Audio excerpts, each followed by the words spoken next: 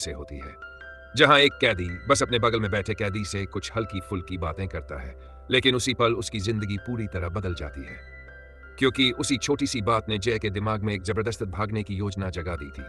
वो शांत बैठा दिखने की कोशिश करता है, बैठो बैठो, पर तभी अचानक वो दो जेलरों को पकड़कर धूल चटा देता है।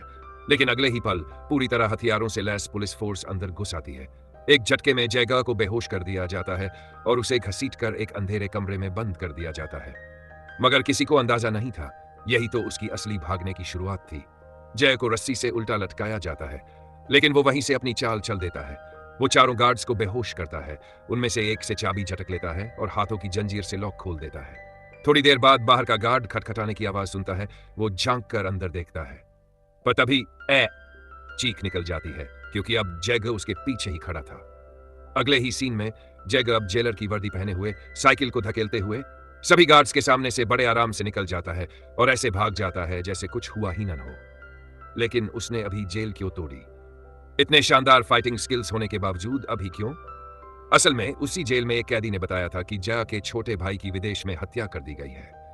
यही सुनकर जैकर का खून खौल उठा और वो सीधा अमेरिका पहुंच गया अपने भाई के कातिलों को ढूंढने। वो एयरपोर्ट पर उतरता है, एक टैक्सी रोकता है। Excuse me, take me here, पर ड्राइवर बार बार कहता है ऑफ ड्यूटी ऑफ ड्यूटी। बार बार सुनकर जैकर गुस्से से लाल हो गया। जैसे ही ड्राइवर दुकान में गया, जैकर ने उसकी टैक्सी चोरी कर ली। लेकिन किस्मत देखो, वो गाड़ी स्टार्ट ही करता है कि एक काली औरत अचानक अंदर बैठ जाती है। Just drive. असल में वो किसी गुंडे से भाग रही थी। उसे लगा जैको टैक्सी ड्राइवर है। वो चिल्लाई, चलो जल्दी, मुझे बचाओ। जैकर ने कुछ सोचे बिना गाड़ी दौड़ा दी और इसी एक फैसले ने उसकी किस्मत हमेशा के लिए बदल दी। कुछ देर बाद उसने उस औरत को एक कपड़ों की दुकान पर उतार दिया। फिर जैगर अपने भाई के घर पहुंचा, पर वहां सब उलट पुलट था। कोई सबूत नहीं, बस एक पुराना फोन पड़ा था। वो फोन मिलाता है, गुड आफ्टरनून 17 फायर। इतना सुनते ही जैगर ने फोन काट दिया और उसी नाम की 17 फायर नाम की दुकान की तलाश में निकल पड़ा। वहां उसे वही काली औरत मिलती है। जय को शक होता है कि यह सब किसी बड़े राज से जुड़ा है। वो उसका पीछा करता है और उसके घर तक पहुंच जाता है। वो काली लड़की कांपते हुए कहती है, ओपन कोट, मुझे याद है पुलिस को कॉल करने से पहले मैंने किसी से मदद मांगी थी, क्लोज कोट। जय उसे शांत करता है, उसे बताता है कि वो अपने भाई की मौत की सच्चाई जानने आया है।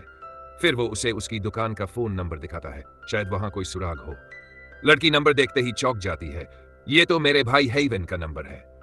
वो बताती है कि उसका भाई अक्सर यही फोन इस्तेमाल करता था और कुछ अंधेरे कामों में शामिल था। जैग कुछ बोल ही पाता कि अचानक खिड़की के बाहर धमाके की आवाज आती है। नीचे कुछ काले गुंडे खड़े थे जो उस लड़की के पिता के आदमियों में से थे।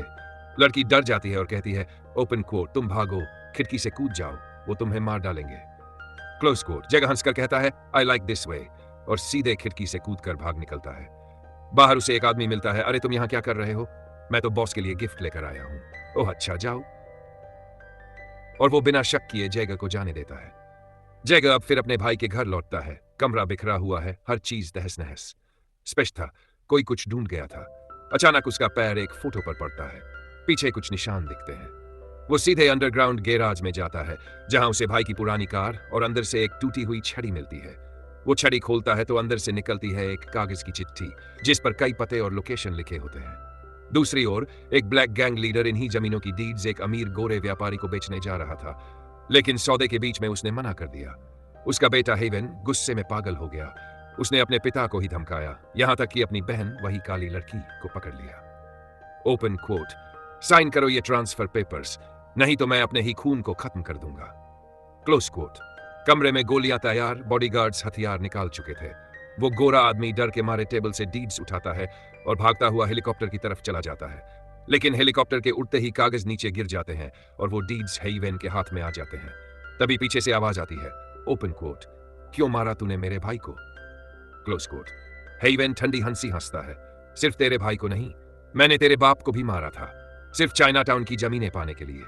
वो बंदूक निकालता है, हमला करने जाता है, पर तभी गोली चलती है और हेवन जमीन पर गिर जाता है। गोली चलाने वाली वही काली लड़की थी। उसने अपने भाई को खुद ही मार दिया ताकि जैगर की जान बच सके। अंत में जैगर ने अपना बदला ले लिया। उसका परिवार तो खो गया, पर उसे वो लड़की मिल गई जिसने अपनी जान दांव पर लगाकर उसकी जिंदगी बचाई।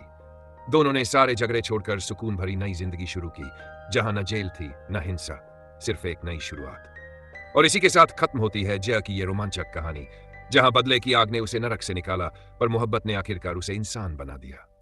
अगर आपको यह कहानी पसंद आई हो तो वीडियो को लाइक करें, चैनल को सब्सक्राइब करें और कमेंट में बताएं।